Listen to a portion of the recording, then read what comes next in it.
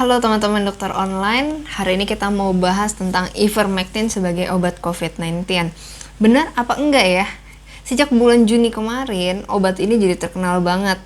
Dan pada tanggal 7 Juni juga ada muncul nih di pemberitaan bahwa telah dikirimkan 2.500 dosis obat ivermectin dikirim ke Kudus sebagai pengobatan COVID-19. Sejak saat itu obat ini jadi dicari-cari, jadi diminum secara sembarangan dan muncul banyak pertanyaan. Emang iya ini obatnya?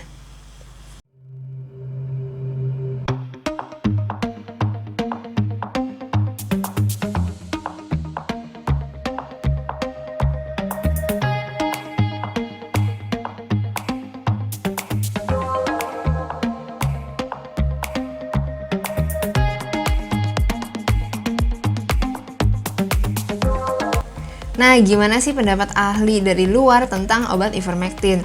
Pada tanggal 27 Mei 2021, ivermectin tidak lagi dimasukkan alias dikeluarkan dari daftar obat yang digunakan sebagai pengobatan COVID-19 di India. Kemudian menurut NIH atau National Institute of Health di Amerika Serikat, ini netral nih, jadi belum ada cukup bukti untuk menerima ataupun menolak penggunaan ivermectin sebagai obat COVID-19. Dan dikatakan juga diperkirakan kalau mau sebagai obat COVID pun dibutuhkan dosis yang lebih besar, sampai 100 kali lipat lebih besar daripada dosis ivermectin sebagai obat antiparasit. Waduh, gede banget tuh ya. Kemudian menurut dari FDA, Food and Drug Administration di Amerika juga dikatakan belum cukup bukti dan belum disetujui penggunaan ivermectin sebagai obat COVID-19. WHO juga merekomendasikan penggunaan ivermectin hanya untuk tujuan uji klinis, jadi bukan sebagai pengobatan. Dan IDI, Ikatan Dokter Indonesia, juga belum mengeluarkan pendapat dan belum menyetujui penggunaan ivermectin sebagai obat COVID-19. Jadi teman-teman yang saat ini berpikir untuk mencegah COVID dengan ivermectin, atau teman-teman yang saat ini sedang berjuang melawan COVID-19, sebaiknya kalian pikir-pikir ulang deh sebelum kalian konsumsi ivermectin. Ada beberapa pendapat testimoni dari pasien yang mengatakan dia diam-diam minum ivermectin atau ya ikutin berita di WhatsApp. Setelah minum ivermectin, mereka merasakan kulit mereka panas seperti terbakar, ya mulutnya panas, dan mereka juga mengalami reaksi muntah-muntah. Jadi ini bukan mengobati kok, jadi malah bikin parah. Sebaiknya teman-teman pikir-pikir lagi. Kalaupun obat ini bagus, nggak mungkin lah disembunyi-sembunyiin, pasti langsung dikasih tahu informasinya. Sekarang kan media sosial juga kan geraknya cepet banget, jadi teman-teman coba pikir-pikir lagi aja, karena nggak mungkin dokter mau mencelakakan pasiennya. Saya juga sempat menerima pertanyaan berapa dosis ivermectin untuk mencegah COVID-19.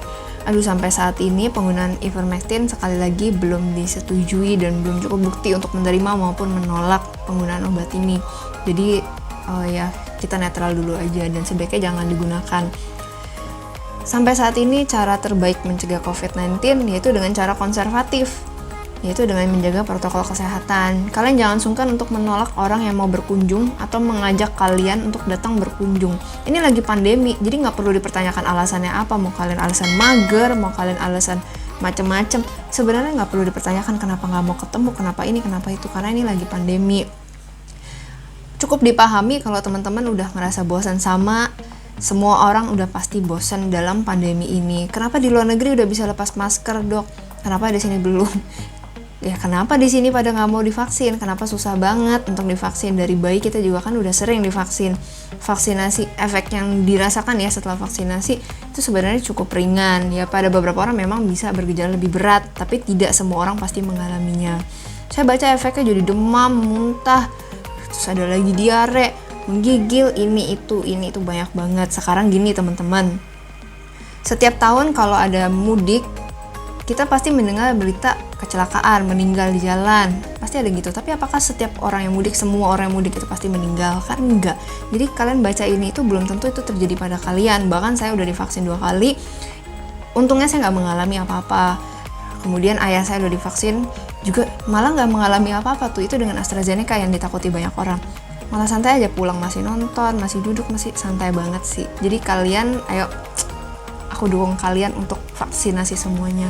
Karena vaksin tentu saja bisa memberikan kekebalan. Itu kan udah teori dari lama, itu semua ibu-ibu pasti tahu kalau divaksin pasti memberikan kekebalan. Makanya ibu-ibu berlomba-lomba kan untuk mengajak anaknya divaksin di posyandu. Nah, satu lagi informasi yang sebenarnya ini udah dari lama sih ya COVID-19, tapi ternyata masih banyak orang yang menganggap ini tuh aib. Jadi teman-teman kalau mengalami gejala yang dicurigai sebagai COVID-19 atau nggak bisa mencium, nggak bisa merasakan yang udah kayaknya kemungkinan besar nih kena COVID-19, teman-teman jangan diem, teman-teman lapor RT RW dan puskesmas setempat. Kalau kalian belum swab atau berat di dana, kalian ke puskesmas lapor aja, nanti kalian akan di swab secara gratis.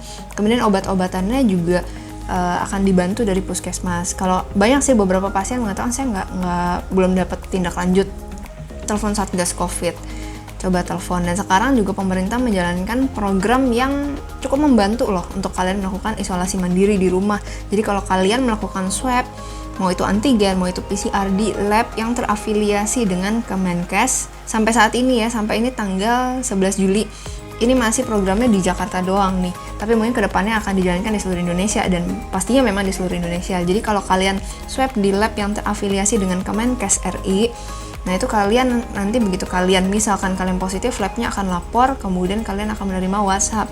Sekali lagi WhatsApp-nya itu harus dari Kemenkes RI, centang ada ya, pokoknya itu official account ya, jadi bukan abal-abal.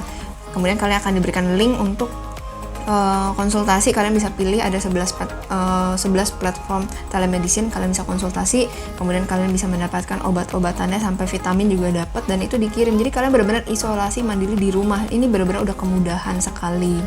Jadi teman-teman, kalau kalian mengalami gejala jangan diam, lapor. Ini bukan aib, lapor, segera berobat, segera selesaikan. Nah, itu tadi video kita hari ini. Kalau teman-teman merasa ini bermanfaat, jangan lupa buat share, like, dan juga subscribe ya. Ingat, kesehatan itu wajib, bukan pilihan. Sampai jumpa di episode berikutnya ya.